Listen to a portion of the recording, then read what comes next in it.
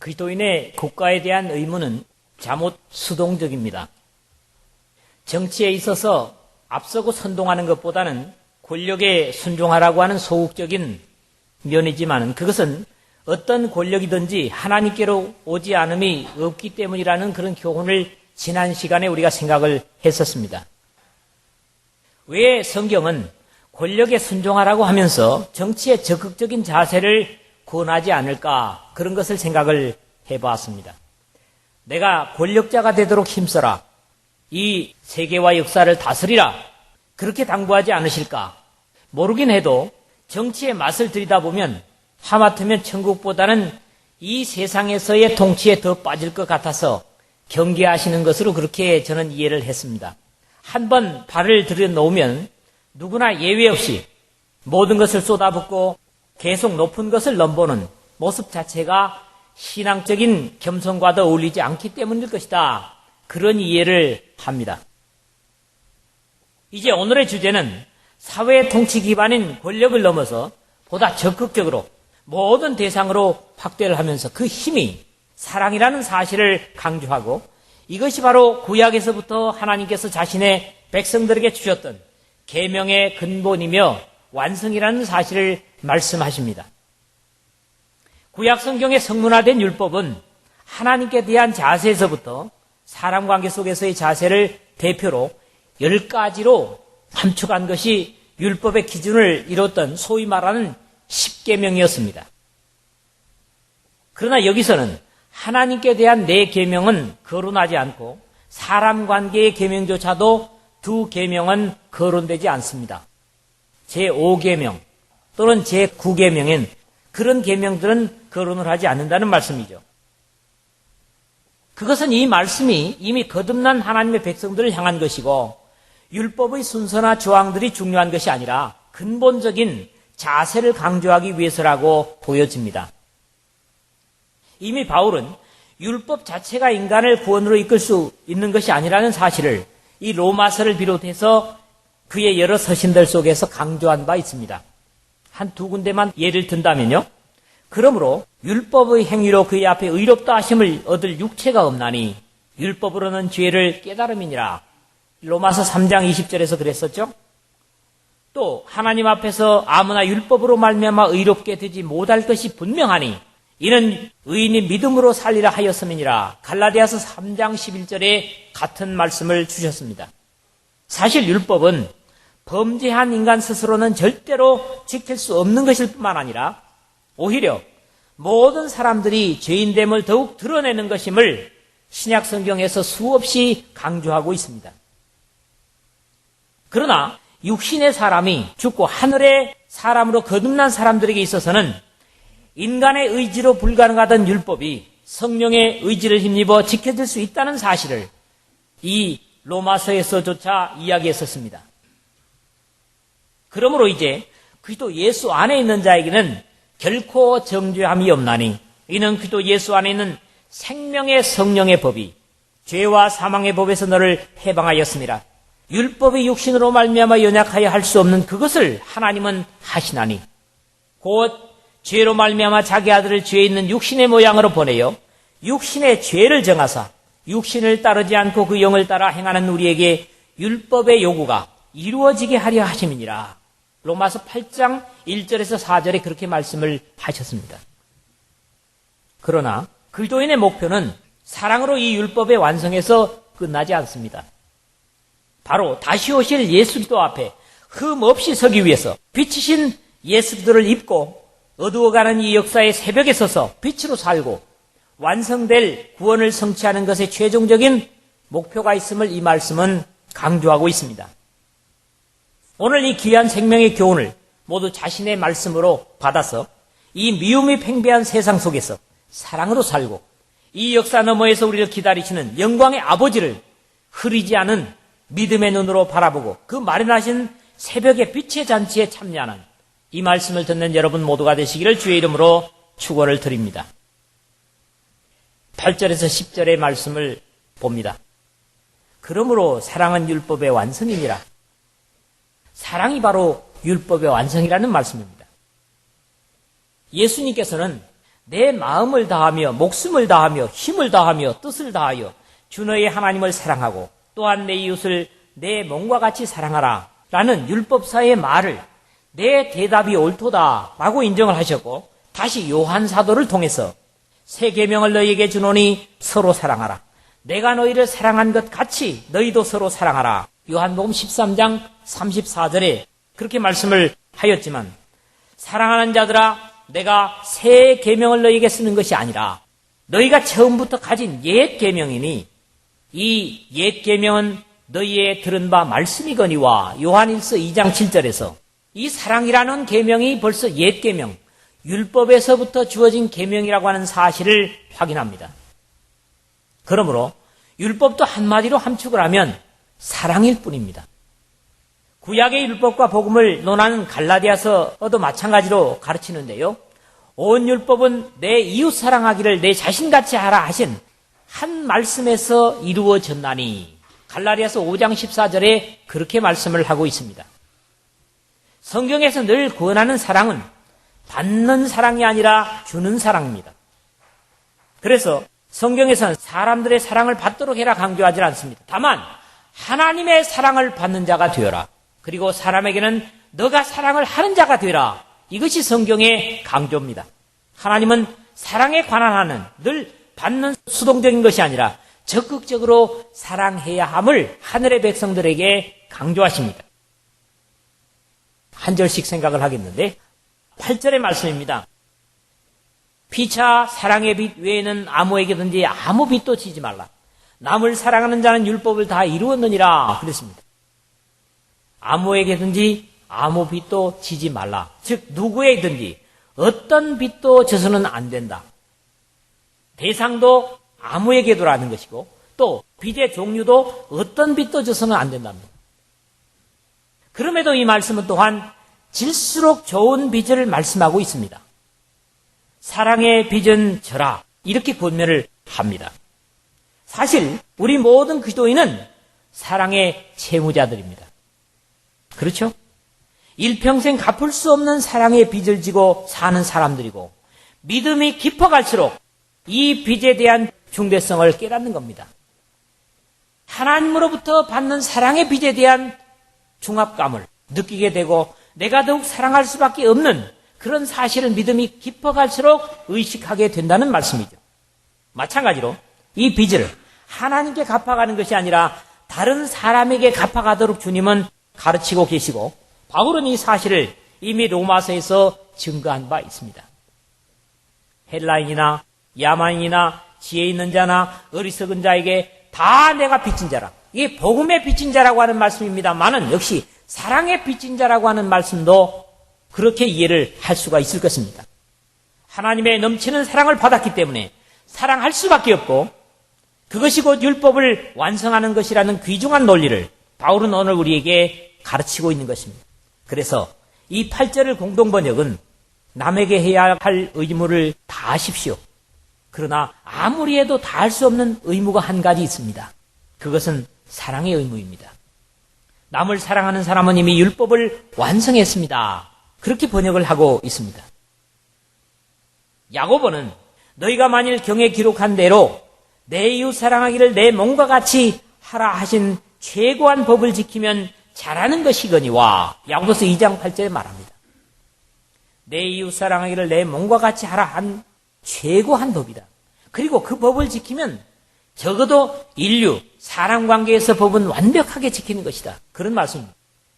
특히 여기 남을 사랑하는 자는 그랬다고요. 그냥 사랑하는 자가 아니라 남을 사랑하는, 이 남이라고 하는 것은 동료가 아니라 자기와 관계가 없는 사람을 의미한다. 그렇게 이해를 할 수 있습니다. 사랑하는 자를 사랑하는 것은 자연스러운 것이고 일반적인 것입니다.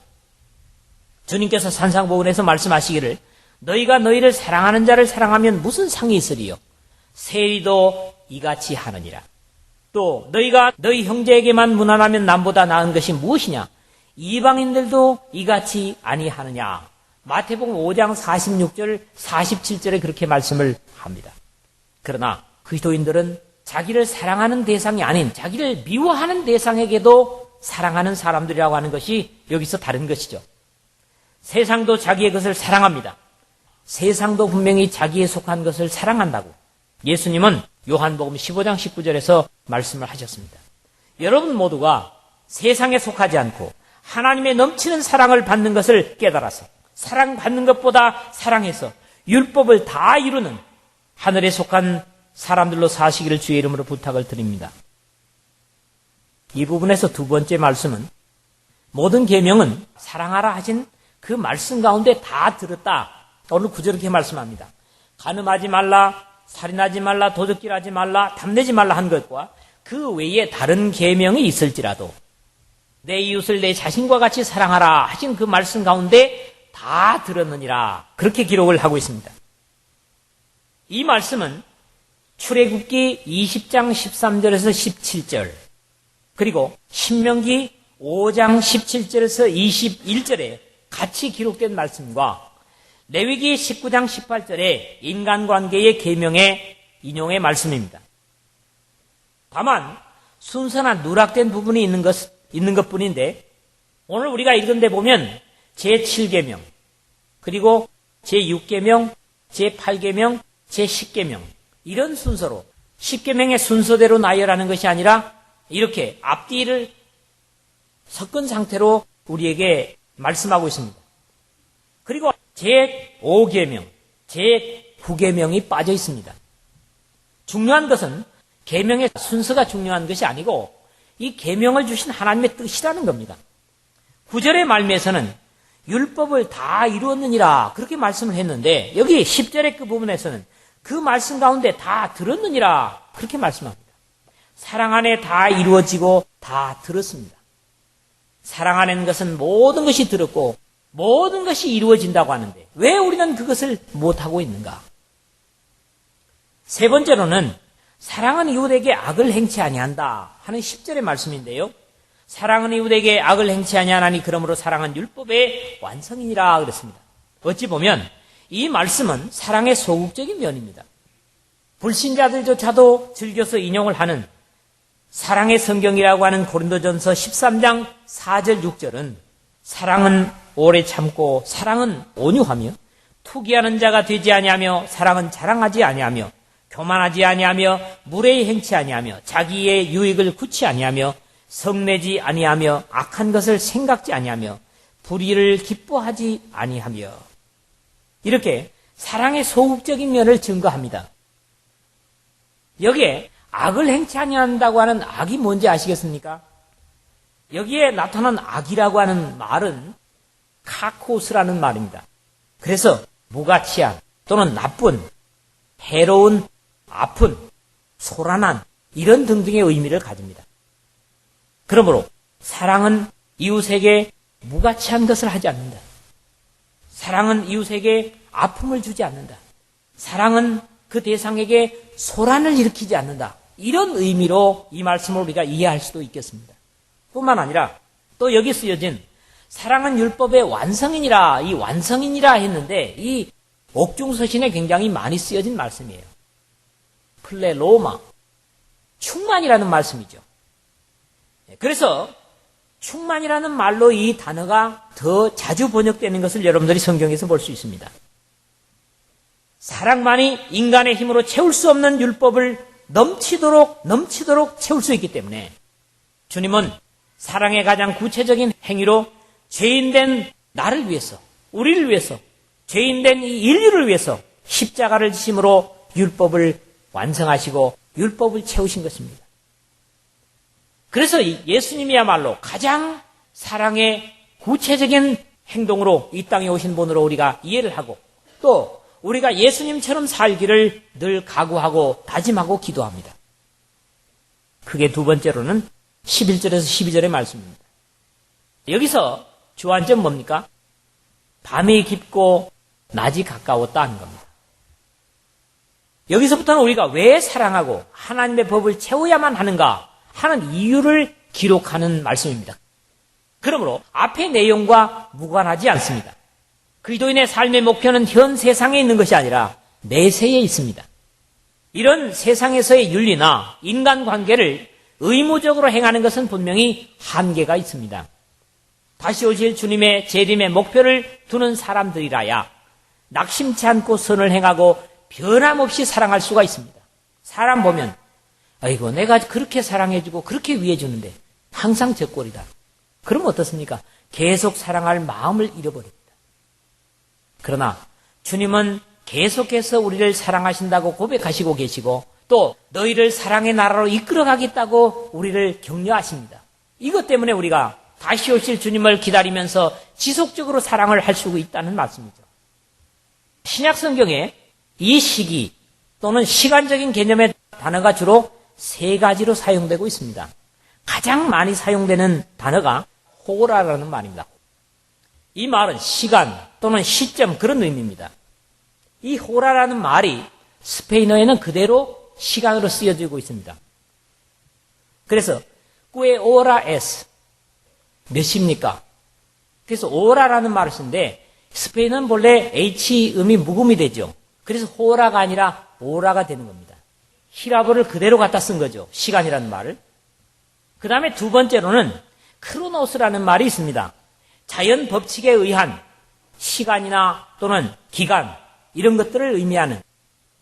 그래서 100m를 뛰는 데 있어서 몇 초냐, 얼마나 걸리느냐 이걸 세는 것이 뭡니까? 크로노그라프라는 거지요. 이것도 헬라에서 그대로 가져온 겁니다. 그래서 여러분들의 시간이 인생이 70이고 강건하면 80이라도 그 80년이라는 세월, 90년이라는 세월은 초침으로 나눠지는 것이죠.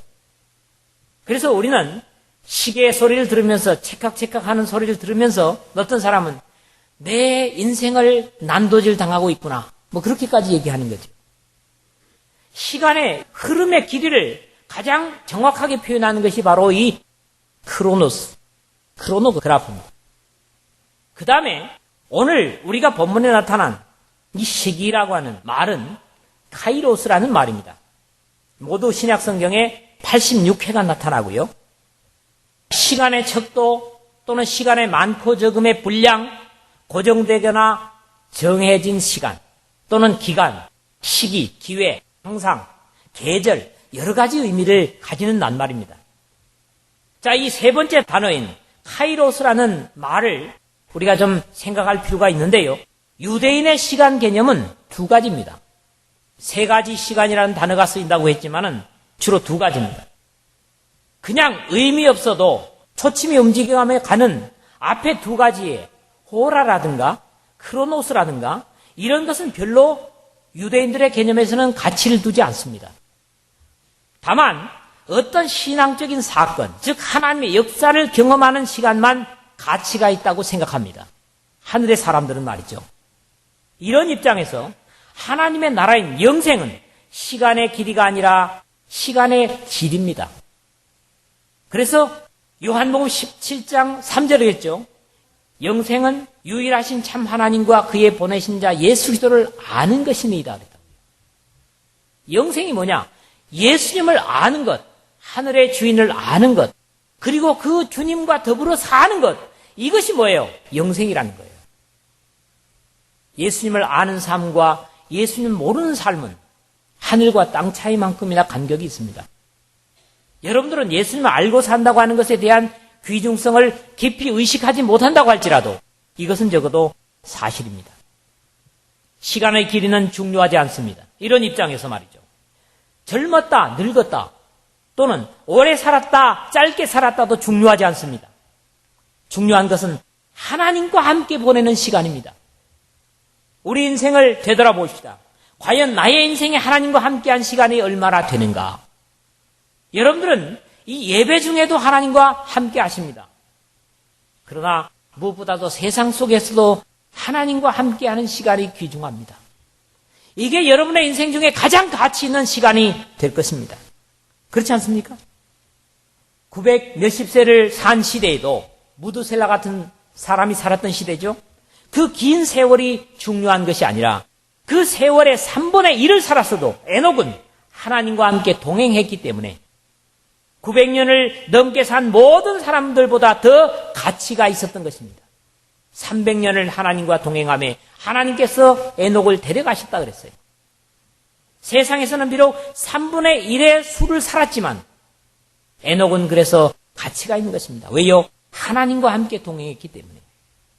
그러므로 또한 너희가 이 시기를 알거니와 자다가 깰 때가 벌써 되었으니 이는 이제 우리의 구원이 처음 믿을 때보다 가까웠음이니라. 11절 그랬는데요. 주님의 재림이 가까웠음을 감지하는 것이 우리 인생의 어떤 과제보다도 중요하고 하나님께로서 난 사랑의 사람이라면 이를 알 수 있다는 귀중한 가르침입니다. 우리는 1세기에 목숨을 바쳐 복음을 지켰던 믿음의 선진들보다도 더 주님의 재림의 새벽에 가까워 있는 사람들입니다. 믿습니까? 사랑의 사람에게는 우리 인생에 늙어간다고 하는 것을 깨닫는 것보다 비교될 수 없는 중요한 것은 바로 주님의 다시 오심에 가까움을 의식하며 사는 경건입니다. 그래서 밤이 깊고 낮이 가까웠으니 그러므로 우리가 어둠의 일을 벗고 빛의 갑옷을 입자. 12절에 이렇게 말씀을 하는데요. 사랑하는 모두에게 권면해야 하는 말씀입니다.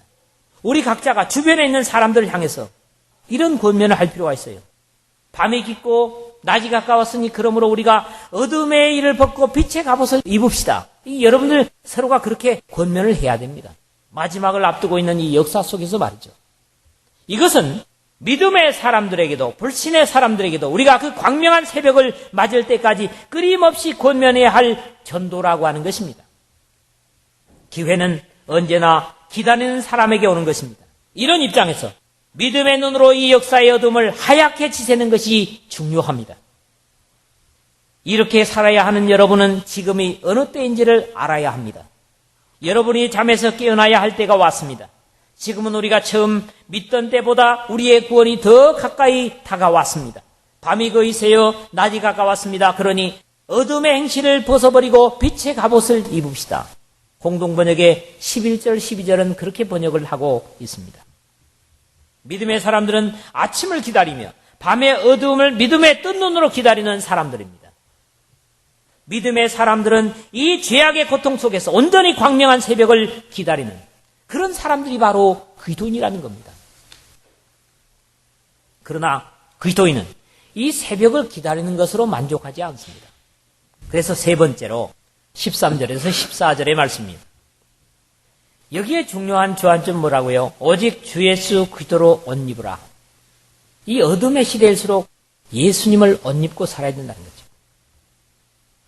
이 13절, 14절에 하지 말라고 하는 풍자는 당시 로마 사람들의 비도덕적이고 향락에 덧치되어 있는 모습을 그대로 묘사하는 것입니다. 이 역사의 어둠이 짙어가면서 같은 현상들이 오늘 우리의 시대에도 다르지 않습니다.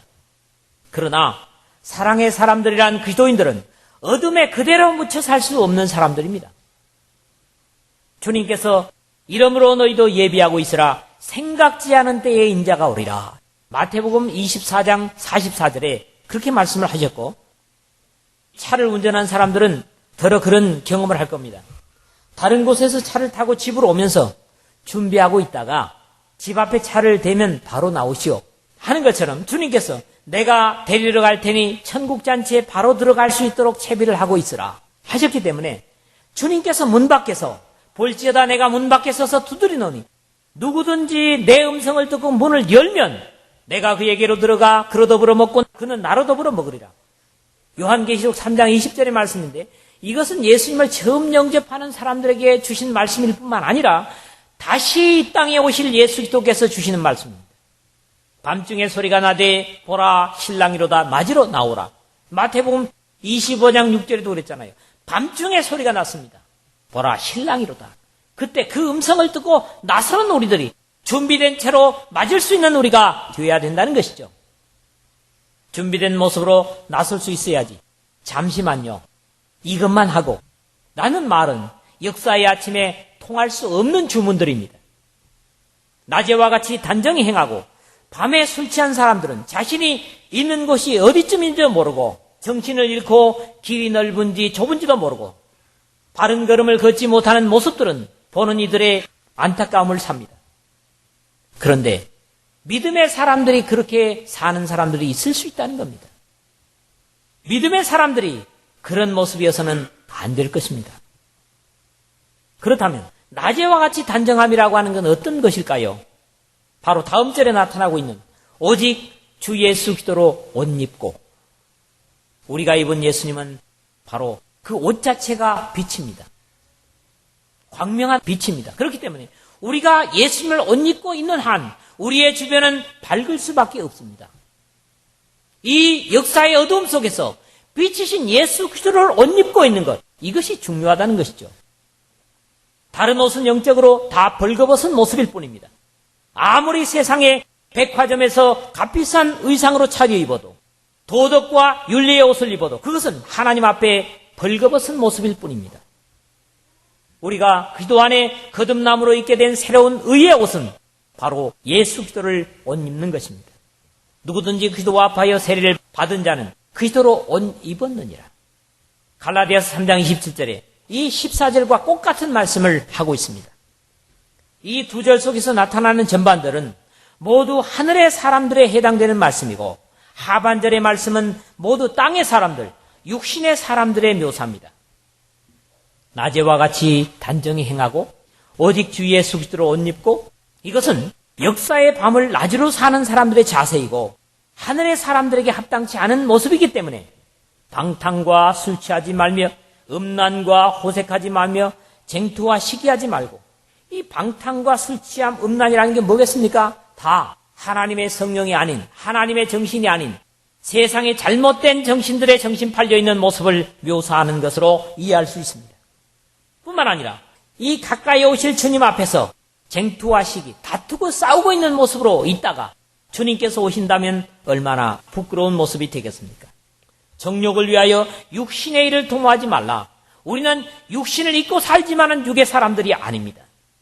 그렇기 때문에 이런 당부를 주고 있는 것이죠.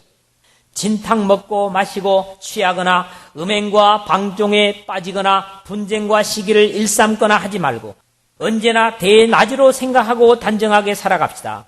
주 예수 그리스도로 온 몸을 무장하십시오. 그리고 육체의 정욕을 만족시키려는 생각은 아예 하지 마십시오. 공동번역에서 이 부분을 그렇게 번역하고 있습니다. 우리는 미워할 수 없는 사람들입니다. 왜 그렇습니까? 사랑을 입은 사람들이기 때문에. 넘치는 가치를 비교할 수 없는 하나님의 사랑을 입은 사람들이기 때문에 우리는 미움으로 시간을 허비할 수 없는 사람들입니다. 그래서 사랑하는 자들이 되라. 바로 사랑하는 것이 하나님의 모든 계명의 완성이다. 이런 당부를 주시는 것입니다. 사랑의 사람은 사람을 사랑하고 또 이 역사의 가련한 영혼들을 사랑하는 이유는 바로 다시 오실 예수 그리스도를 기다리기 때문입니다. 이 역사는 점점 새벽을 향해서 가고 있습니다. 어둠이 짙을수록 새벽은 가까웠다는 사실들을 우리는 쉽게 이야기합니다. 여러분, 광명한 새벽을 기다리고 계십니까? 아니면 갑자기 열릴 그 광명의 새벽의 문 열미, 여러분의 수치를 드러내는 것으로 부끄러움을 당하시겠습니까?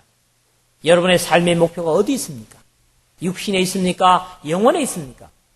주님께서 다시 오셨을 때 변명 없이 광명한 새벽의 잔치에 참여할 수 있는 이 말씀을 듣는 여러분 모두가 되시기를 주님의 복되신 이름으로 축원을 드립니다.